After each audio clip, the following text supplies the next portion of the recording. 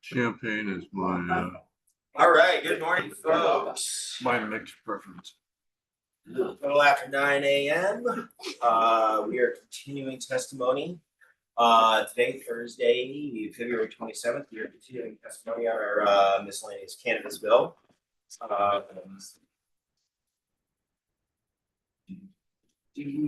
Agenda.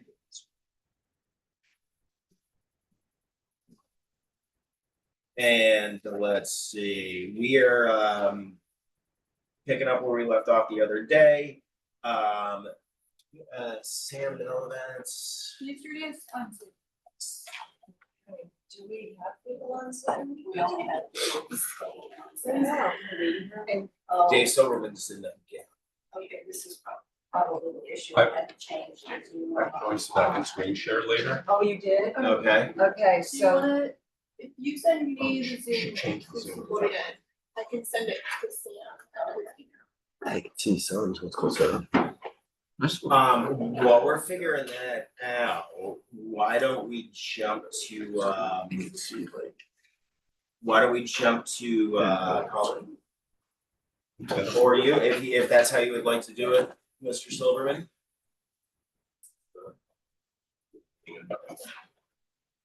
If you prefer duet, that's fine with us. Yes, you don't We mind. have a chair over here, counselors tracking us from their office. Sorry, I would have You're done fine, that. you're fine? Thank you very much. See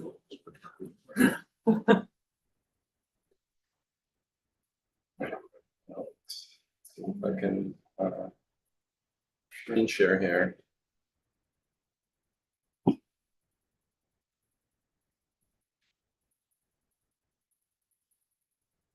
Can let me do that? Awesome.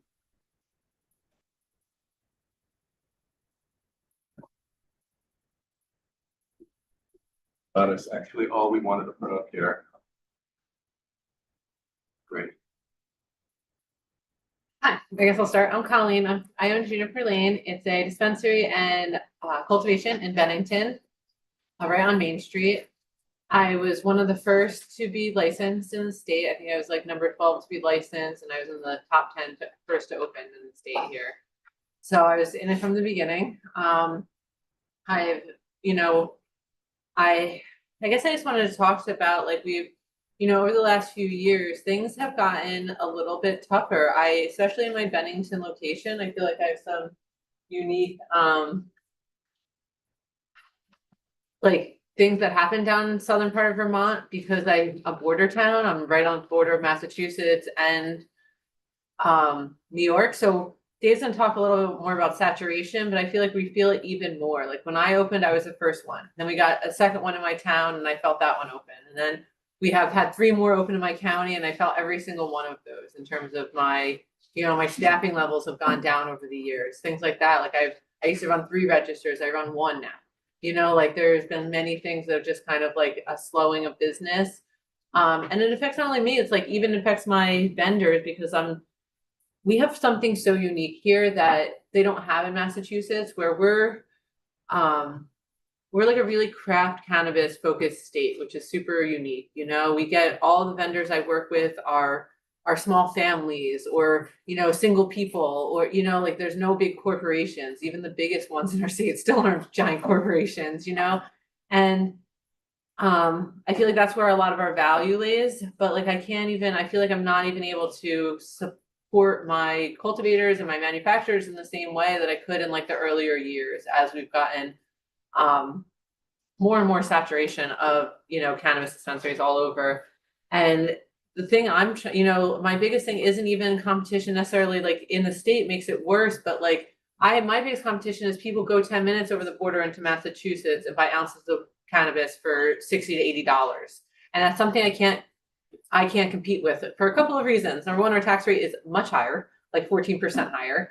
And they're corporate large scale operations down there that we don't have in Vermont, which I would say is one of our strengths, but we need to do some things to like support the like awesome industry we have here because it's wonderful. Like we have great cannabis. We're known for it nationally, how great our cannabis is. Like, but we have to give it the space to flourish, kind of. And I feel like there's so many things that are against us, like advertising, like Massachusetts advertises into Vermont, but I'm not allowed to advertise in the same way because of our restrictions.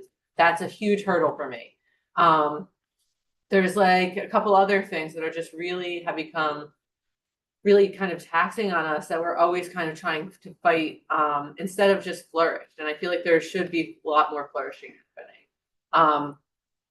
So I don't know, that's, I feel like a lot of what I'm experiencing down there. And I know that this is echoed by other retailers too. It's not just me. We're all kind of feeling the spread, basically. I'm gonna jump in. My name is Dave Silberman. This is probably my 5th session in front of this committee, and glad to be here again. Thank you for having me. I own Flora Cannabis in Middlebury. We were the first retailer to open in the state. I also am the director of the Vermont Cannabis Action Fund, a coalition of over 36 licensed retailers, manufacturers, cultivators, testing labs, medical dispensaries, joined together to try to correct some issues with the cannabis market. We focus on specific issues where there is broad support. Today, I want to focus on density. We're missing Scott Sparks. He got stuck on Route 89 behind some accident. He's okay, but he is late. He couldn't join us. He's the owner of Bud Barn in Brattleboro. He's facing similar issues as Colleen with Massachusetts dispensaries. And one of the reasons Massachusetts dispensaries are able to undercut Vermont dispensaries is that in Massachusetts, consolidation is allowed. In Vermont, there's not. We're each allowed to have one store. A grower is allowed to have one small grow. In Massachusetts, you can have 3 large grows, 3 stores. That allows for incredible economies of scale that we can't have. Now, I don't think we want those economies of scale here. I think that is not the Vermont way, but we do need to have a market that recognizes that we are competing in a regional area.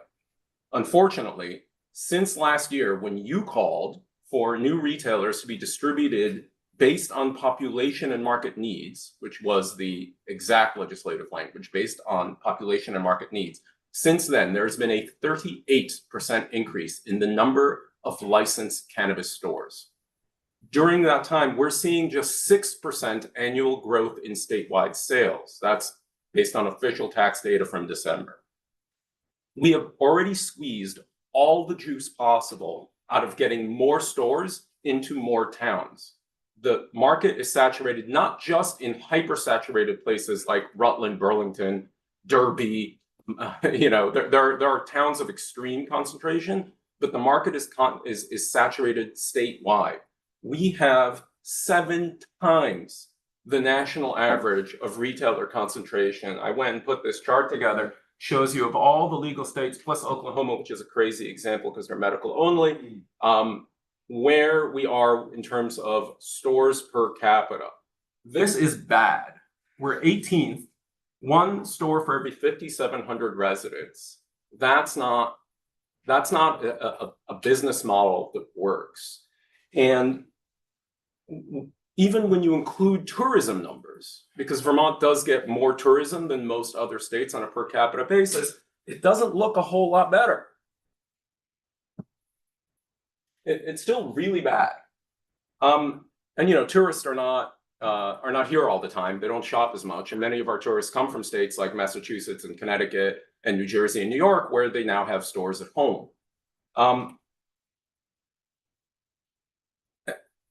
We are very much in favor of Section 16 of the bill that calls for a 2-year pause. A 2-year pause on new retail licensing will allow the market to absorb this sudden and sharp increase in retail dispensaries in a more orderly way than if we just continued to put out new licenses. Some have said that this conflicts with the concept of a free market. I want to make it very clear, we don't have a free market in cannabis. We have a tightly controlled market. We have opt-in for towns. We have the strictest advertising restrictions in the nation. We have potency caps, one of 3 states with potency caps, one of 2 states with 5 milligram edible limits. We have very high license fees compared to the market size, and we have very high taxes. So this is not a free market, and you can't have it both ways. A stagnant market with intense competition for a limited customer pool squeezes all industry participants, not just retailers. We are seeing on the wholesale transfer market severe compression in prices. Things that we were paying $4 or $5 a gram for a year ago, we get for $1.50, $2 a gram. That hurts growers significantly. Their electricity prices did not go down. Their labor prices for trimming did not go down. Their rent did not go down. Their heating bill did not go down. Only the revenue went down. More squeezing is going to drive quality out of the market. And when I say quality, I mean both in terms of product and operators. When you drive quality operators out of the market, you create significant systemic risk for cannabis consumers as well as for public safety. We have done a really good job of bringing in former quote unquote black market operators into this market, and they are happy to be in this market and exclusively in this market as long as they are able to make money. And when they are not able to make money, they will have a foot in both markets. A very small few already do. That is a significant problem that is difficult to address. But when you start compressing people's earnings, they're going to make bad decisions. The CCB's currently proposed rules would allow hundreds of more stores. I know a minority of retailers, I would say about 90% of retailers statewide support a 2-year moratorium. A minority of retailers have said we should let the CCB handle this instead of a legislative mandate. I would argue that we've tried that a year ago. That approach has failed. We recognized in this committee a year ago that there was oversaturation in the market, and it has gotten worse, not better. The CCB has shown a little bit of an animus towards curtailing oversaturation. They need a legislative course correction. Yes, they can course correct on their own, but until they show that they have, I don't think you should take the foot off throttle. There is an open rulemaking period now. That open rulemaking will end before your session ends. If the CCB does course correct, this provision can be removed if it's no longer necessary in May. To take it out of the bill now in February, March would be a colossal mistake. It would take the pressure off, and it would result in poorer rules, in my opinion. So I think that's about enough on saturation. Really quick on VCAP other priorities. We support the extended time frame for product registration. And we do not see any room for more market growth, unfortunately, without bringing more consumers into the market. And we see a few ways to do that. One is events licenses. We support all sorts of special events licensing, including farmers markets. We support moving to 10 milligram on edibles, which is the national standard. We support lifting the 30 and 60% potency caps, which is the national standard. And we support advertising reform to allow us to combat both the illicit market and the online hemp-derived intoxicating cannabinoid market. Those are the prepared comments. Thank you. Thank you. Okay, so I got a couple of questions, and I don't know how deeply you can answer this as it is an ongoing thing, but is there any kind of status with the lawsuit pertaining to advertising restrictions? Sure. We can't really do anything till that is new. Or I should say, Flora, I think it would be irresponsible for us to try and do anything. Thank you. Flora, which is a company I own, supported by VCAF, which is the coalition that I direct, has brought a lawsuit against the state challenging the constitutionality of the advertising restrictions. We believe that they are clearly violative of Article 13 of the Vermont Constitution, and we believe that we will be vindicated in court. We did not want to go to court. We were here in front of this committee several years in a row asking for relief.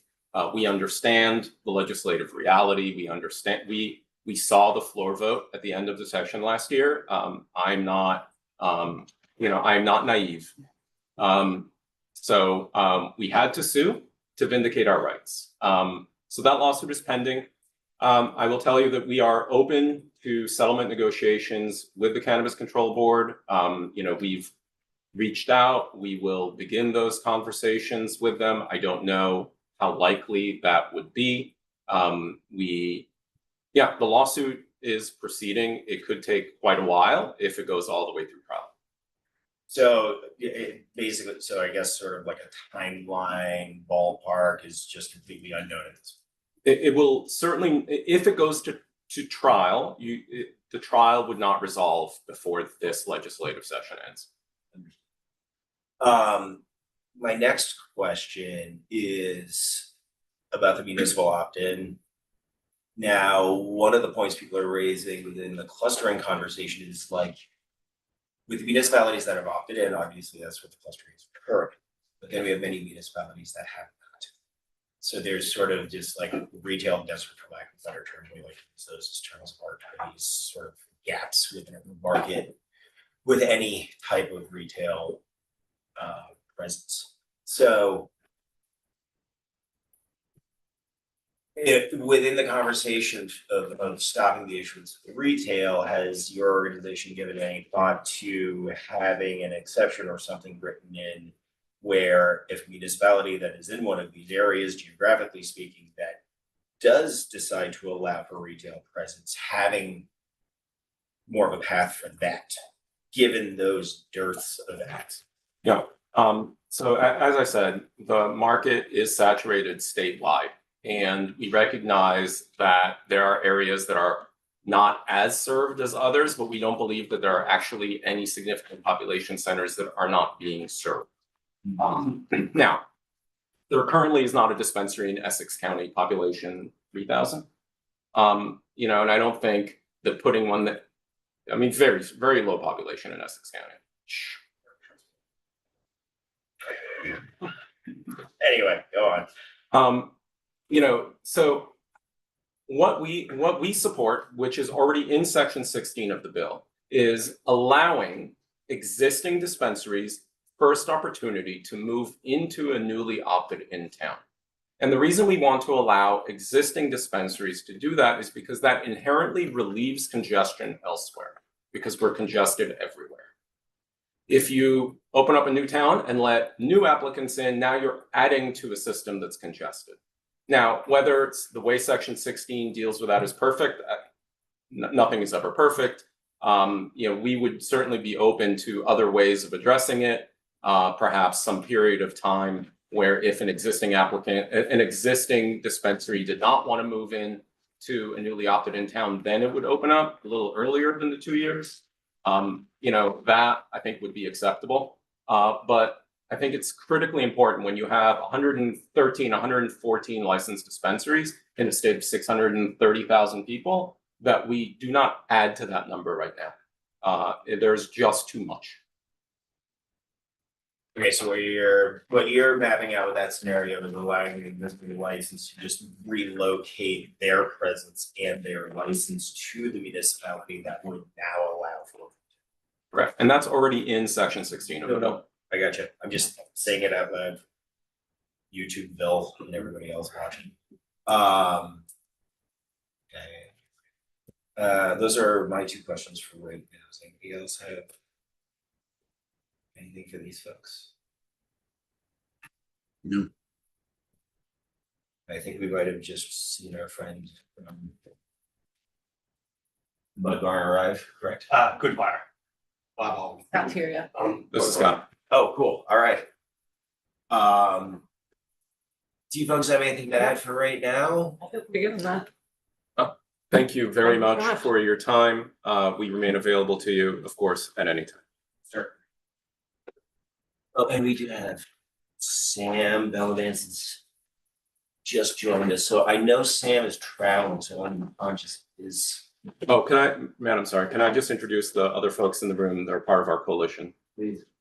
We have Bob Owen from Good Fire in Waterbury Center, Scott Sparks from Brattleboro, who unfortunately was late, and we have Noah from Zen Barn, also Vermont Patients Alliance, the medical dispenser in Middlesex.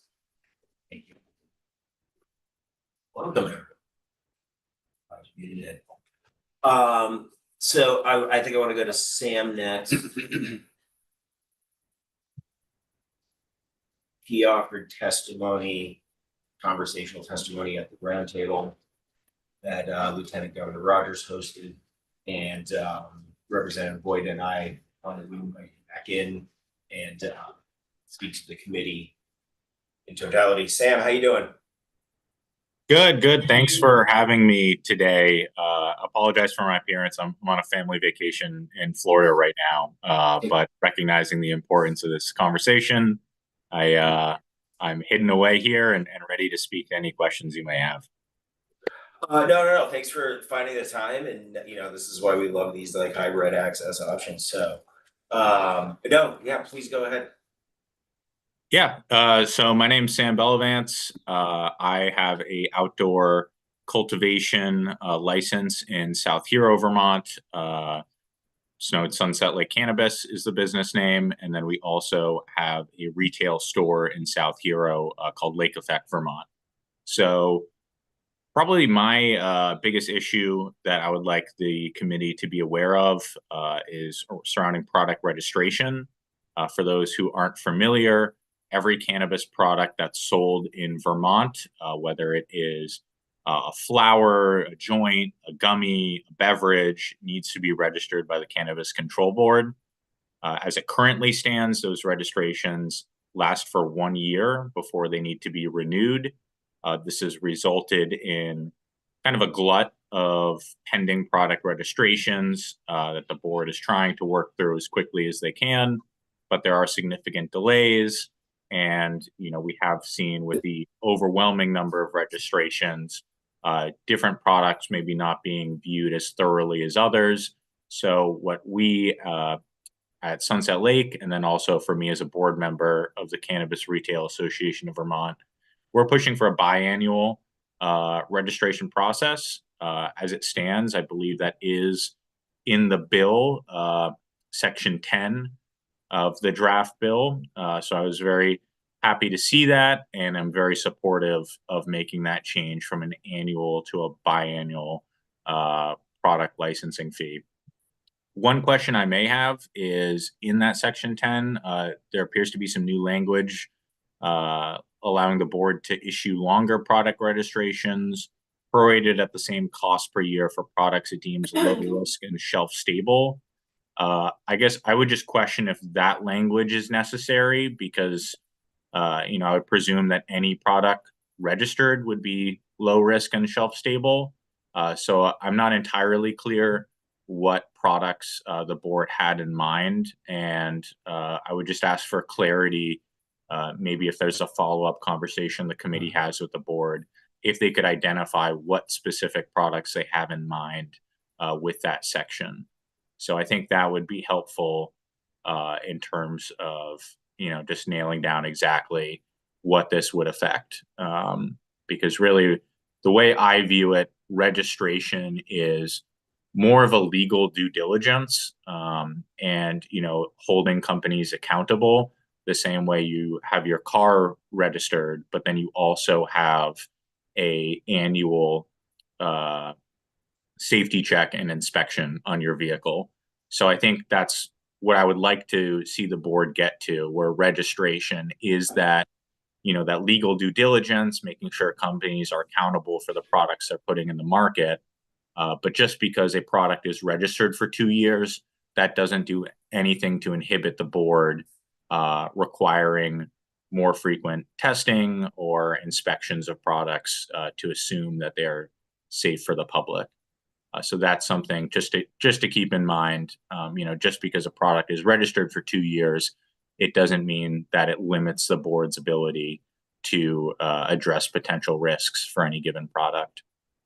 Another thing I would like to talk about, and this was something Dave had mentioned in his testimony, was the importance of event licenses. And I think this is something that could very much be achieved in this bill because there's already draft language that was proposed in the Senate, I believe last year, or it might have been in the previous year, just allowing for cannabis companies to host private events where they can serve cannabis in a safe and regulated way to consumers.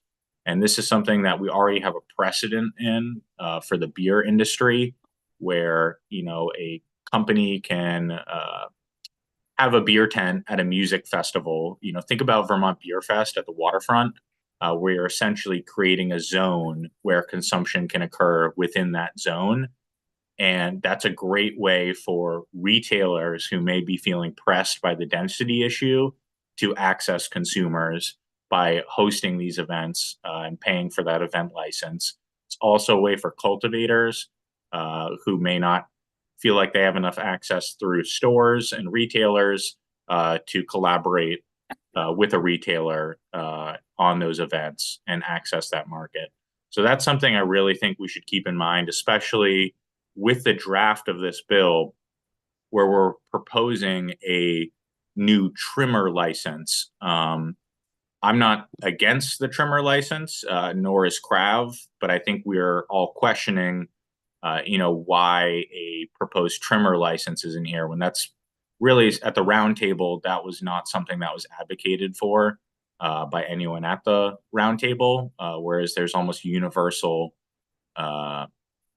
support for an event license. So I would just encourage the committee to incorporate some of that draft language from the previous Senate bill into this bill so we can get the ball rolling on event licenses.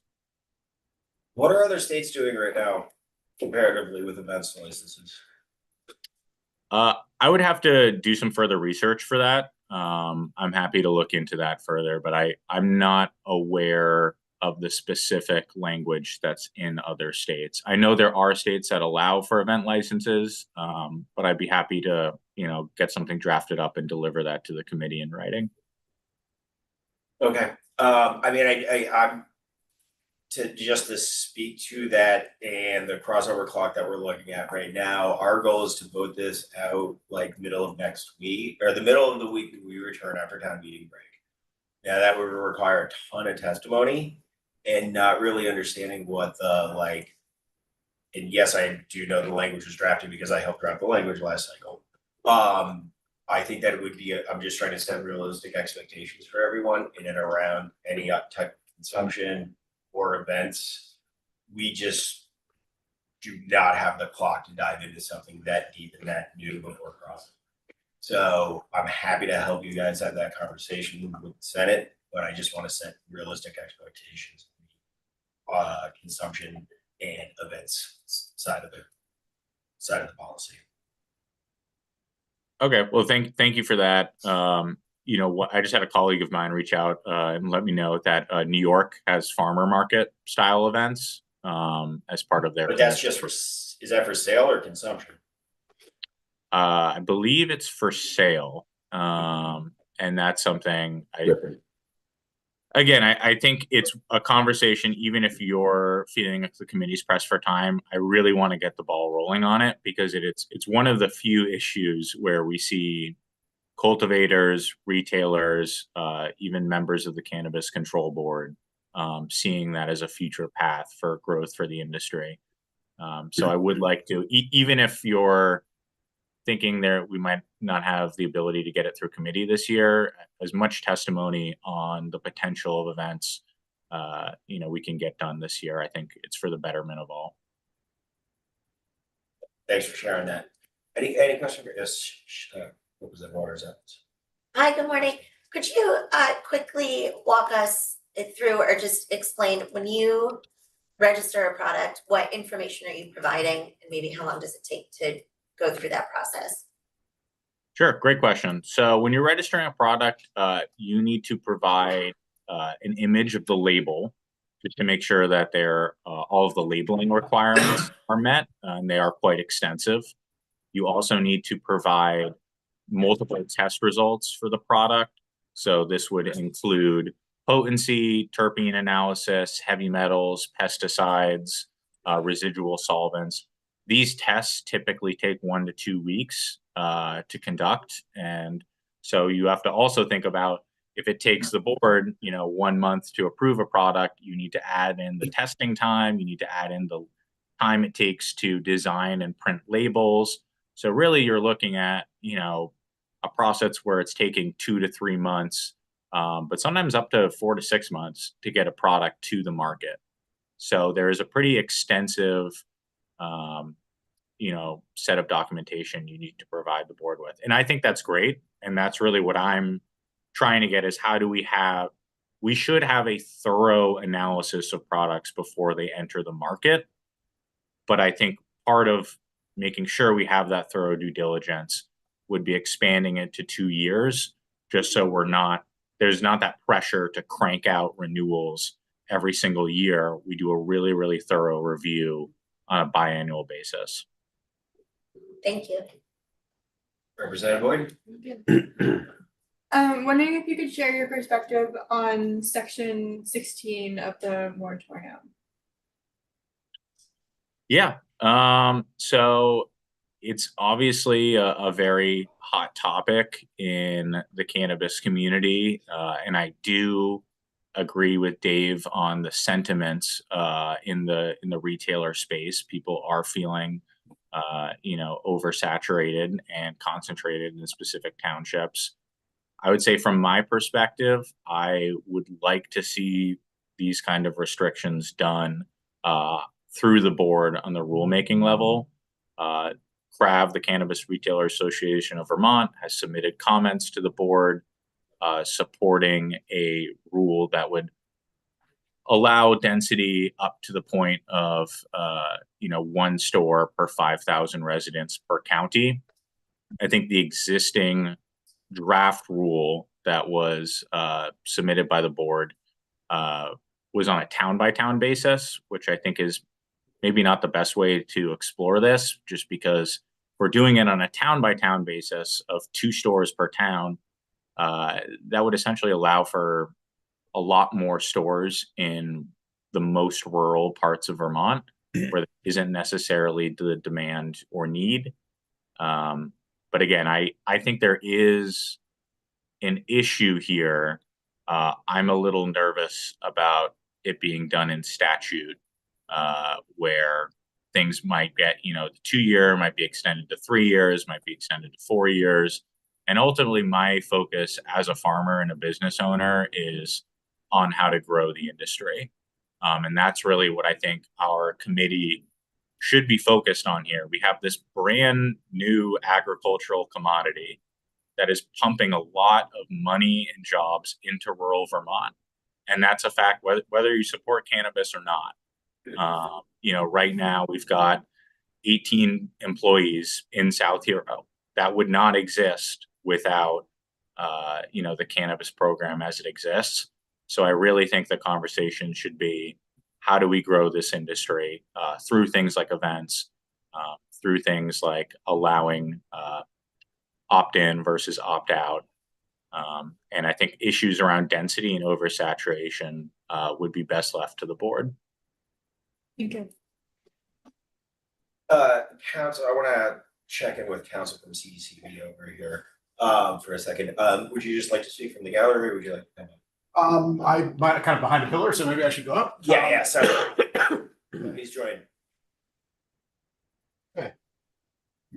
Good morning, and thanks for having me. I'm Gabe Gilman, General Counsel from the Cannabis Control Board.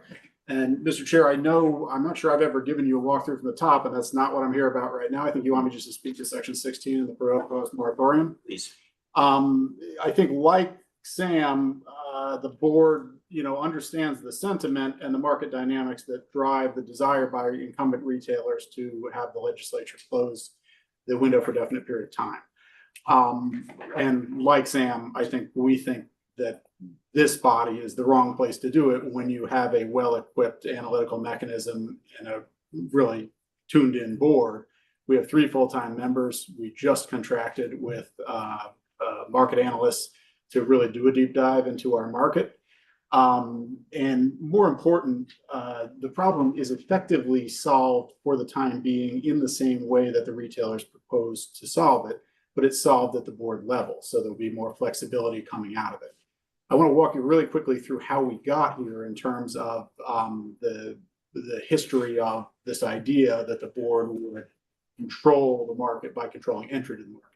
When this market was opened by the General Assembly, it was conceived of as an open licensure market. The board was not to control who could get in or who couldn't get in. We were just assessing whether or not people met the illegal qualifications. Individual towns would opt in and decide whether they wanted retail.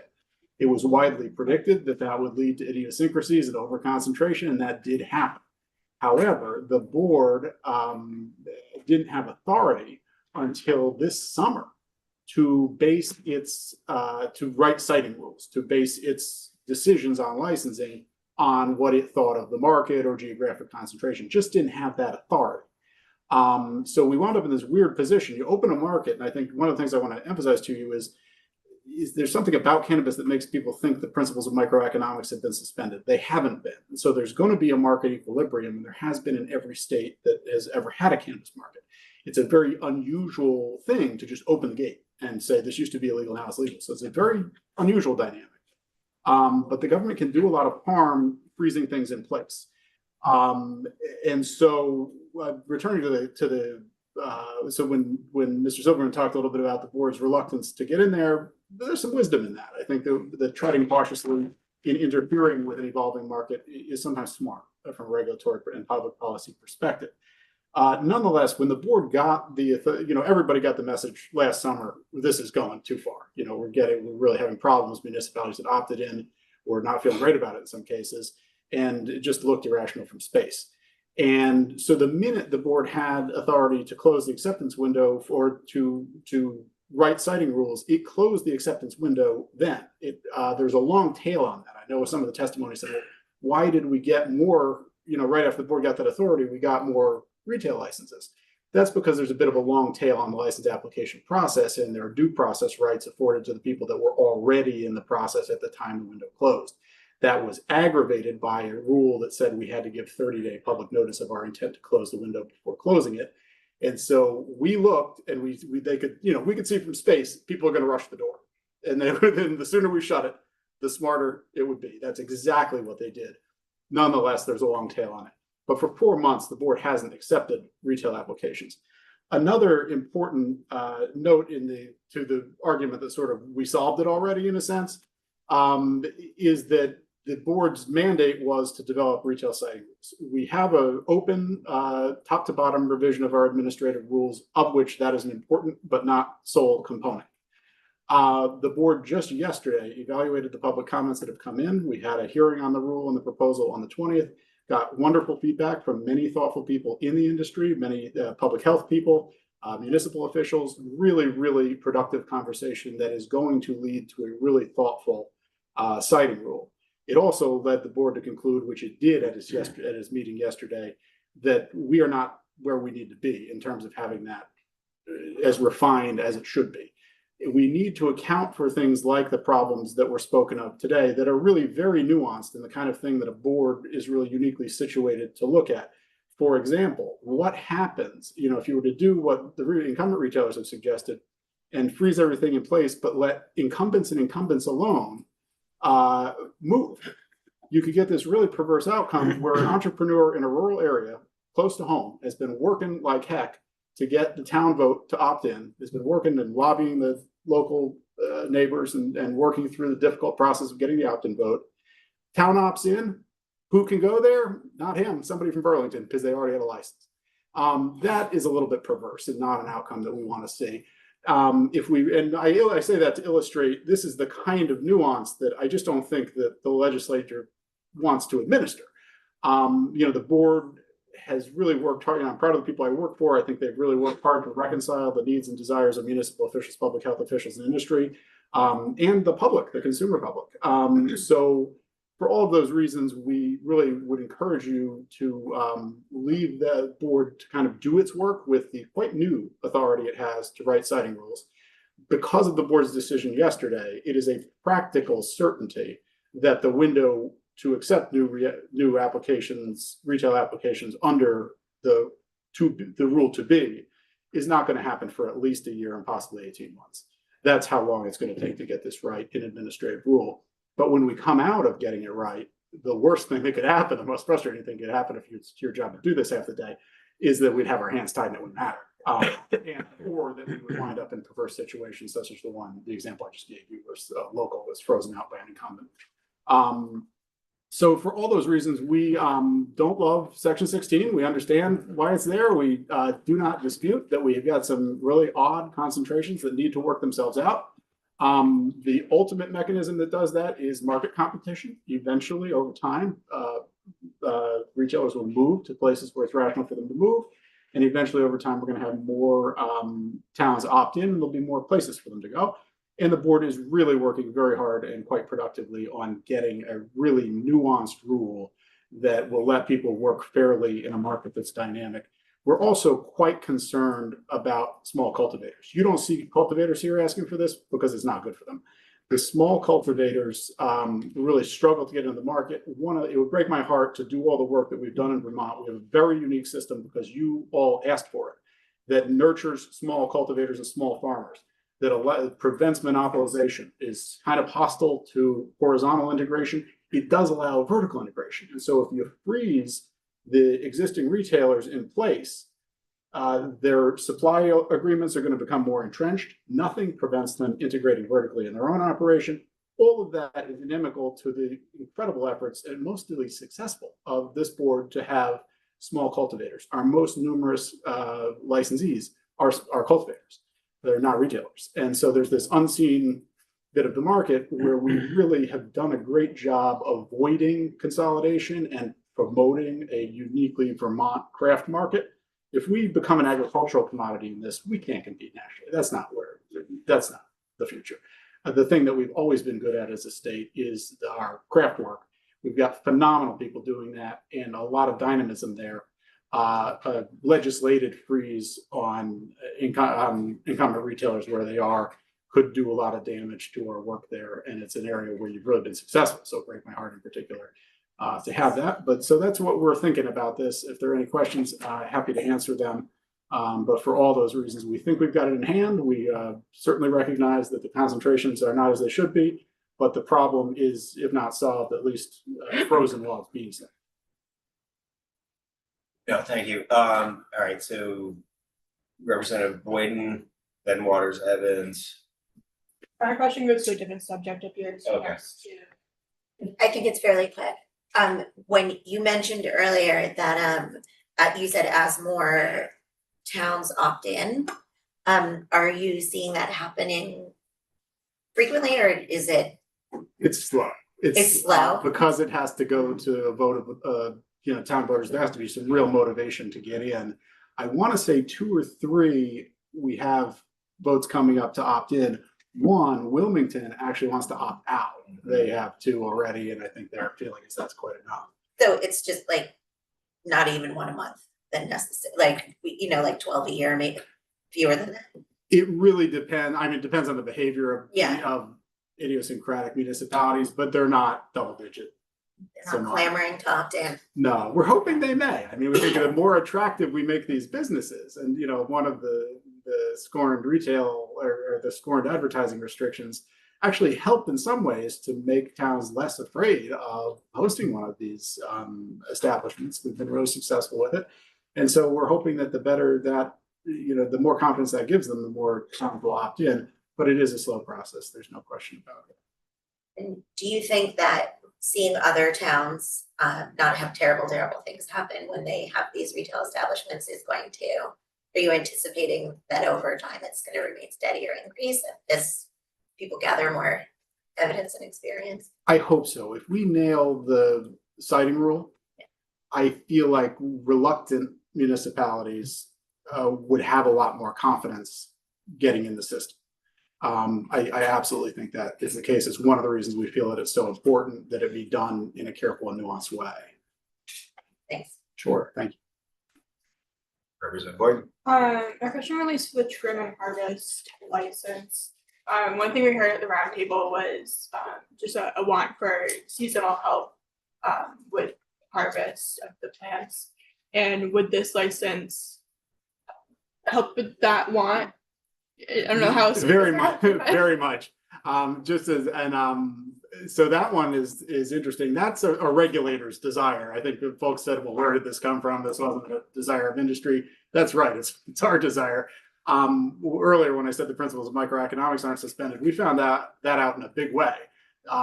There is a need for seasonal help in this industry, especially by the small cultivators I was talking about. You can be a 1 or 2 person shop, but you can't do a 1 or 2 person harvest.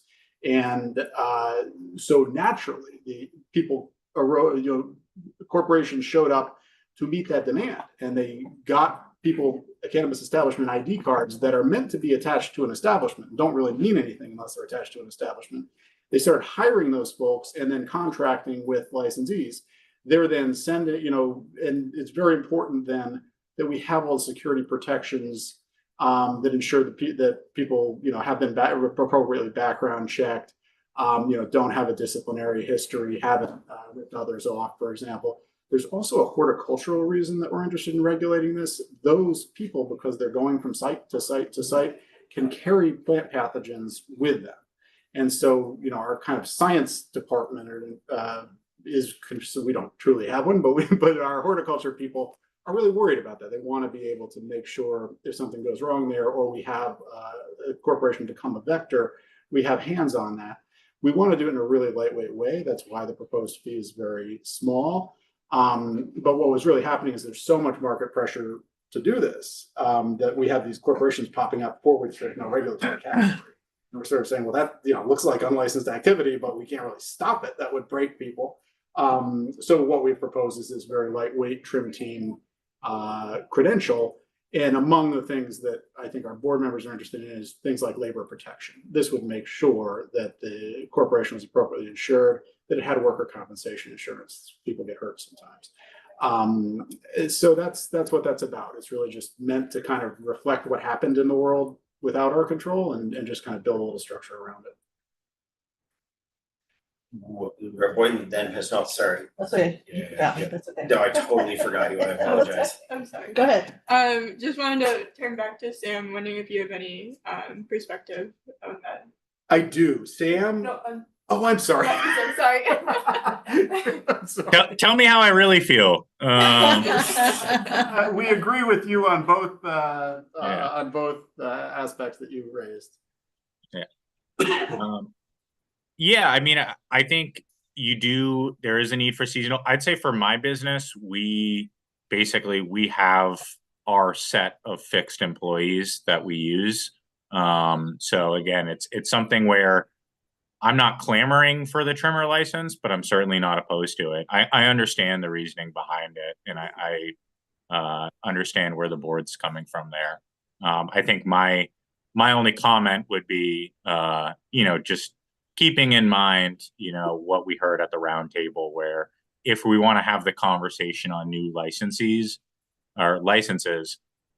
the market is really clamoring for that event license. So I just want to add that to the conversation. But as far as would creating a trimmer license do any harm to the market, I don't think so. So it's not something I would oppose. But could I add one more comment too? Absolutely. As someone I'm a retailer, I'm also a cultivator. And again, my background is in farming. My family has a dairy farm in the islands. I really think it's important, if we're talking about economics, thinking about some parity between supply and demand. And part of the reason that I want to see retail density addressed by board rules rather than by statute is that's how cultivation licenses are handled. So I'm very nervous as a farmer that we would have a statutory moratorium on the demand side, but then on the supply side, it's rules and we're still allowing more. That's a situation where I could see prices falling more. And I think it's really important if we want to talk about limiting licenses to prevent oversupply. I think that's a very important conversation, a conversation we need to have, but they should either both be done in rules or both be done in statute. I don't think it makes sense to address one type of license in statute and the other type of license in rules. So that's part of the reasoning behind me. Even though I do think there is an issue with retail density, it should be done in rules the same way cultivation licenses are handled. Thank you for that. Representative Pisnell, So apologies for skipping you over. that's before. okay. So I believe it was Sam who talked about the event licensing. Do you visualize, I'm trying to think, I'm a town clerk in my civilian life. So right now, liquor licenses come through the town clerks for catering. Is that something that you would visualize this doing? I mean, you would have a license to sell, and then you wanted to host an event where you would be giving out samples of taste, whatever. So you would ask, so you would have something that would come through the clerk's office for permit to, which is no charge to the towns don't charge, it's only the liquor control board that charges it. So is Oh, good. So I should clarify, H321 as now drafted doesn't have this provision in it. And the board has worked with the Senate and others to, have plug-in modular language that's ready to go. That language, the chair might remember better than I do all the details of it, but it was not very municipality centric. okay, It was ordered around, in part because we found that it really is very demanding on the towns and the town clerks to kind of learn cannabis law. You know what I mean? They've been wonderful about it, but it's very demanding on that. And so the modular language that, again, is not part of the bill right now, but that we were thinking of, is more oriented toward a detailed event plan overseen by us with really strict guardrails and whatnot. It wouldn't look like a municipal. well, I wasn't looking for more burden on the town clerks, I was just trying to figure out if an event is gonna be held in a town, like a special event, how municipalities would know that that event is going on and what the process would be for tracking an event understand. license Yeah. type of thing. That's all I'm asking about. It's like, It's very much the where's the DLL flow? overlay, Yes. where like what Yeah. you are asking is essentially what like a third class license hangs the license for the home base of the event license. yes, The event needs to be approved at the municipal level in that same fashion. We structured language with the events license in previous Mhm. conversations in a very similar format. Things had bounced around, but we were trying to overlay that existing compliance structure. perfect. Okay, that was my only question. Thanks. Yeah, like as a selectman in Milton, what we do is we have a liquor control board, which is the select board. I would imagine we are also the cannabis control board. So I would envision if that ever came to that, some nexus maybe there of a similarity. And that was part of the like structural concept when we were doing it, was to, use like an existing structure that is known to the municipalities and the insurance companies, right? Like Right. there's so many variables to this conversation. So, but yes, to that was the thought. Right, okay. 'Cause like right now, we get notified that there's gonna be a special event, then we notify the select board so that they can operate as a liquor license. So, liquor board, so that's, I was just curious as to where that all played in. But that is a conversation we understand will be a part of the evolution of this industry and how people, attain and consume, but that's not anything we're diving into. Okay, thank you. Anything else for council? I still want to buy time for the guests that made it all the way here and stuff. Nope, Can I say two things about Sam's points, which are really good ones? fire away. He wanted a 2-year product registration and he wanted a 2-year employee license. We absolutely agree there should be a 2-year employee license, just like you can register a car for 1 or 2 years. We've suggested language for that. And then with regard to product registration, mostly agree with him too. Want to reserve the ability to keep certain products on a 1-year cycle. Wonderful. Hold one hot second, Representative Hoover Rosen. Somebody said, there was a town that wanted to withdraw their approval. Wilmington. If they have active stores in there, are we effectively putting them out of business? No, it would have the effect of preventing new ones going Okay. in, but the Yes. incumbents would be The okay. existing licenses will still remain, yes. Thank you, council. We'll let you know if we need anything else. Appreciate your time. Thank you. All right. And to the gallery. Mr. Sparks, how are you, sir? Hi, very good, thank you. I apologize for being late. Quite all right, quite all right. Gary Ride from Brattleboro. First of all, I want to introduce myself. My name is Scott Sparks. I own Vermont Bud Barn down in Brattleboro, Vermont. I also own Vermont Hempicurian, which I've had for 7 years, which is a CBD store selling Vermont CBD products. I have Vermont Grow Barn, which is the garden supply store selling products to grow cannabis. And then I also have an indoor cultivation called In the Weeds. So I have 2 licenses that I hold right now. Today, I'm here speaking as a private business owner. I say that just because I am a member of a variety of other cannabis organizations in the state, and I just want to make it clear, these are my personal opinions that I'm expressing today. Retail density, right now, Brattleboro has 3 active dispensaries, me being one of them. The 4th license was issued during this moratorium we're going through right now. That person, the day after they got their license, is now actively trying to sell their license. Not sure where that's going to go, but we've received emails offering it up for sale.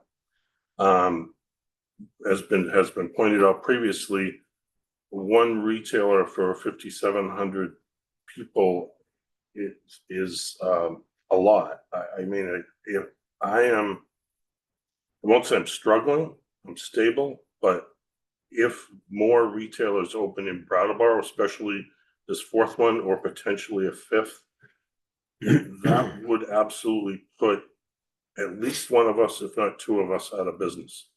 And if you truly want to support Vermonters, of which I am, and some of these other stores are not, that we really need to look at the density situation. I understand there's nuances, and I respect everyone's opinion. I would like to see a moratorium until we really settle what's going on here and are people going to survive. I haven't heard mentioned, and I know it really doesn't have anything to do with the state, but the IRS code 280E does not allow any business deductions for cannabis businesses, and that particularly hurts retailers because every dollar that comes in our front door is considered profit, and we have to pay exorbitant taxes on that. So we're not treated like a normal business, and it's extremely hard to remain profitable. So that I think should be somehow factored in as well. And one thing that has been touched on a little bit here today, but I'd like to emphasize is I don't think opening more stores, more retailers is going to find more consumers. To me, that's the problem. We need more consumers. They have a way to get it now if they want to, between black market as well as legal market. And in my particular case, I'm on the border of Massachusetts. You can drive roughly 10 miles from my store and you can buy cannabis products for the same price or less that I pay wholesale. And that is, a huge matter for me, trying to get consumers to essentially pay double to come to my store to support Vermont's cannabis industry. And not being able to advertise when these people that are 10 miles from me are able to put up digital billboards. And I'm not advocating for that at all, but it's just showing there is a difference in how they can advertise and I can't, and they can pull customers not only with price, but with their advertising. So if we get more retail density, one of the ways we have to combat that is lowering prices to get people to come into our stores. That would, in my opinion, impact the cultivation people, because we would have to demand lower prices from them, and we want them to survive as well. So I need to see a balance there. We do a lot of discounts. I'd say any day of the week, something in the store is 20% off, sometimes everything. On top of that, we have a 5% loyalty program. I can't really go any lower than that and survive. I have 10 employees right now. They're paid an average of about $24 an hour, which I feel is a very fair wage for the state compared to what some other industries pay their employees. Some of the employees, the bud tenders, also get tips, so they can make up to $30 an hour when that's included. And then I do have some upper level management employees that are paid more than that as well. I think, again, I'll say, you know, my survival depends on me being able to, you know, survive in this marketplace, and by not having as many stores competing directly against me. I do a lot of local donations and support local organizations. And I think if you asked around, you'd find that. And that's it. That's what I have to say. I do want to be conscious of time. We do have a heavy lift, but no, I'm not saying no. I'm just saying conscious of time. Representative Morgan. Mine's quick. I caught your comment on the IRS. Is that, excuse me, is none of your expenses are deductible? Is it due to the fact that it's still federally illegal? Is that the issue, I assume? Yeah. I'm just curious. Yeah. Thank you. Yeah, it just makes it very, very hard to run a profitable business. In the state of Vermont's a little different. We're allowed to in the state of Vermont. So I understand it's not a state issue, but just so you're aware, to be a profitable business, a retailer in cannabis is extremely hard. That's interesting. I didn't know that component, but that I could see why though. Yeah, there's a lot of widgets to that federal designation still being what it is. I mean, that's what's keeping the interstate borders closed. That is why we are siloed as an industry state by state. We have these different rules, regs, all the functionalities, totally different laws. There's like zero continuity. And always all. Right. Yeah. Understood. Anything else, Mr. Sparks? Okay, thank you. Thank you. Appreciate the opportunity. Thanks for making the drive. It is a little squirrely out there. Yeah. I wasn't prepared to speak, but I can say something. Please, you're all the way here. Thank you, and I apologize for being late. Roads are terrible, by the way. I hope everyone's careful driving home. I'm Bob Owen. I'm from Good Fire in Waterbury. We built a building across from the cider mill a couple of years ago, and I can say that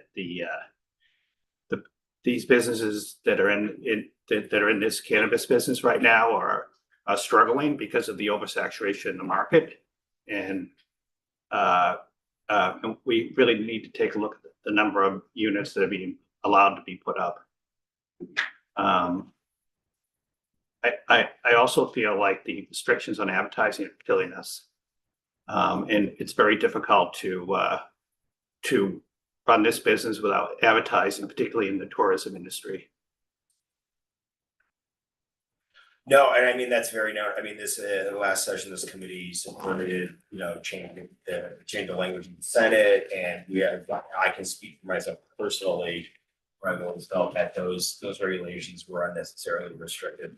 So, yes, I hear you loud and clear. So we're in a position as a policy committee, where with the unknowns, with the outcome of the suit. I just feel, I said this earlier, I don't know if you're in the room, I feel that it would be irresponsible for us to try to move forward with the statute suggestions or changes without knowing how that suit is going to land. I heard somebody talk about the tier one and how to promote it. I saw something on the in the news about a $900,000 possibility to fund a tier one activity. It was in the news. Is anybody aware of that? Or? Gallery? Probably the new funding for the business development fund for tier ones. I think Could be that. I think he's probably referring to the proposal to add new money to the cannabis business development fund. Okay. That would be used not just for social equity businesses, but for tier ones. Oh, gotcha. Okay, that's that. I mean, those funds could be better used by maybe incenting retailers to buy from tier ones. Somehow, I mean, I don't know how that sounds, but it's a possibility. No, I appreciate that. Yeah. 8 more minutes. I want to take a break before we move over to the H1 conversation. Does Thank you. anybody have any questions? For anyone else in the gallery? 8 minutes. Anybody in the gallery is not scheduled to speak, care to speak? Please. Hey everyone, Noah Fishman. I grew up in Vermont. I came back and started a restaurant called Zen Barn that got early in the hemp game and started to develop a CBD brand. And then we were the first dispensary in Waterbury. And then went through a 10-month process to acquire, very bootstrapped with a lot of friends and family, to take over, Curaleaf Vermont's operations, which was one of the very first medical operations, now bring it back into Vermont hands. So we have a very unique perspective. We have a medical dispensary, a rec dispensary, cultivation, and manufacturing facility now, so we're vertically integrated. And we run an event venue, and we get a lot of interaction. We've done this for 9 years now with the community. We've built a very community-based brand and organization. I'm seeing, and I'm generally like, in the restaurant world, we always collaborate a lot. We try to build up, like Waterbury became a destination for craft beer, food. Growing up there, it was not that at all. It was, I just remember the porno shop and the hospital were the highlights of Waterbury. So I've been able to see. But I think there's a huge possibility that we can collaborate and build this cannabis to be a really positive part of our communities. And generally, if we were in this free market, I would say, yes, bring on more. Let's build like centers where people can come and shop cannabis in these great towns. We are not. We're facing constant changes, rules changes, extreme regulation, taxation that makes it really hard to run these businesses. And for those of us that came in early, we've sacrificed and invested a lot of time, money to get to where we are today. And I think that's why I'm supporting the pause right now, is because we need to let things settle. We need to understand what the rules are. Any little change CCB or anybody makes, we're looking forward to seeing, oh, there's a certain bag they're gonna stop letting us use. Okay, what do we do now? We've got 2 bag options for our flower. We have that little thing. We're sitting there spinning our wheels like, oh, we just bought 10,000 units of this. Is that going to be not allowed in 3 months? So like, just one example, there's many examples like that where we're sitting here at the bleeding edge of this industry trying to figure things out. And so before adding on more to this, we need to let things settle in and see how us that are, I think there's a number of really good businesses doing things right, with integrity, that need to show that we can. It's like, if I honestly can't make this work and be successful, then that doesn't look good for the rest of the industry. So let's make this work and work constructively to get that done. In terms of like growing the market, I don't think adding more retail grows the market. I think what grows the market, one thing I'll say, we met somebody last year who joined our team. He was on High Times magazine because he had invented a process called live resin. He figured out back in, more than a decade ago, that you could make a really artisanal, like the pure essence of the plant by freezing it right at the peak of its potency and its flavor profile, freezing it and then extracting it using butane or propane to create like the most pure essence of the plant, called live resin. This product became huge, wildly popular. It's a segment in and of itself, creating billions of dollars in revenue around the country in cannabis. We can't use that product except in a watered down pen format in Vermont because of the potency caps. So if we want to grow the market, let's open up that segment, and these concentrates that it's like a fine whiskey or something. You don't sit there and guzzle these things. You take a small flavor, and it's all about flavor. The people that like this are the highest end consumer, the connoisseurs of cannabis.